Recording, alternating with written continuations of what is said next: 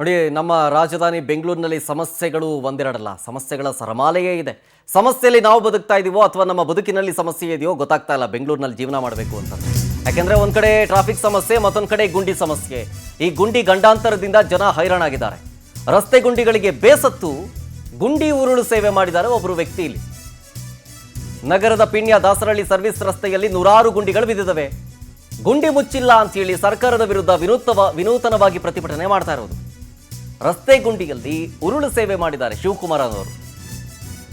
ಈ ರೀತಿಯಾಗಿ ಉರುಳು ಸೇವೆ ಮಾಡುವ ಮೂಲಕ ಸರ್ಕಾರದ ವಿರುದ್ಧ ತಮ್ಮ ಆಕ್ರೋಶವನ್ನ ಹೊರಹಾಕ್ತಾ ಇದ್ದಾರೆ. ಒಂದಿಲ್ಲೊಂದು ರೀತಿಯಲ್ಲಿ ಜನ ತಮ್ಮ ಆಕ್ರೋಶವನ್ನ ಹೊರಹಾಕ್ತಾ ಇದ್ದಾರೆ. ಆ ಗುಂಡಿ ವಿಚಾರಕ್ಕೆ ಸಂಬಂಧಪಟ್ಟಂತೆ ಒಂದಷ್ಟು ಪೇಂಟಿಂಗ್ಗಳು ಮಾಡೋದಾಗಿರ್ಬೋದು, ಅಥವಾ ಇದು ಯಾವುದೋ ಬೇರೆ ಉಪಗ್ರಹ, ಇದು ಬೇರೆ ಗ್ರಹ, ಇದು ಮಂಗಳ ಗ್ರಹ ಅಥವಾ ಚಂದ್ರ ಗ್ರಹ, ಇದು ನೋಡಿ ಹಿಂಗಿರುತ್ತೆ ಅಂತಿಲ್ಲ ಹೇಳಿದ್ದು, ಆ ಥರ ಟ್ರಾಲ್ ಆಗಿದ್ದು ಉಂಟು. ಈಗ ನೋಡಿ, ಈ ಗುಂಡಿ ಗಂಡಾಂತರದಿಂದಾಗಿ ಹಲವು ಸಾವು ನೋವುಗಳಾಗ್ತಾ ಇದ್ದಾವೆ, ಆದರೂ ಕೂಡ ಸರ್ಕಾರ ಕೇರ್ ಮಾಡ್ತಾ ಇಲ್ಲ ಅಂತ ಈ ರೀತಿಯಾಗಿ ಶಿವಕುಮಾರ್ ಅನ್ನೋರು ಉರುಳು ಸೇವೆ ರೀತಿಯಾಗಿ ಆ ಗುಂಡಿಯಲ್ಲೇ ಉರುಳು ಸೇವೆಯನ್ನು ಮಾಡೋ ನಿಟ್ಟಿನಲ್ಲಿ ಆಕ್ರೋಶವನ್ನು ಹೊರಹಾಕ್ತಾ ಇದ್ದಾರೆ.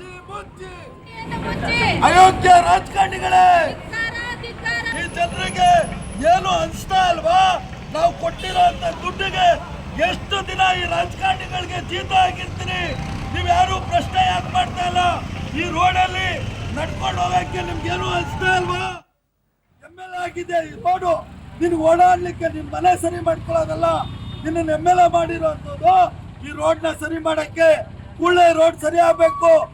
ಮಾನ್ಯ ಶ್ರೀಯುತ ಶ್ರೀ ಸಿದ್ದರಾಮಯ್ಯ ಅವರೇ, ನೀವು ಲಕ್ಸುರಿ ಕಾರಲ್ಲಿ ಓಡಾಡೋದಲ್ಲ, ತಾವು ಬಂದು ಈ ರೋಡಲ್ಲಿ ಓಡಾಡಿ, ನಿಮ್ಗೆ ಅರ್ಥ ಆಗುತ್ತೆ ಏನ್ ಮಾಡ್ತಾ ಇದ್ದೀರಿ. ಮುಖ್ಯಮಂತ್ರಿ ಆಗಿ DK ಶಿವಕುಮಾರ್ ಅವರೇ, ಬೆಂಗಳೂರು ನಗರ ಸಚಿವರು, ನೀವು ಏನ್ ಮಾಡ್ತಾ ಇದ್ದೀರಿ?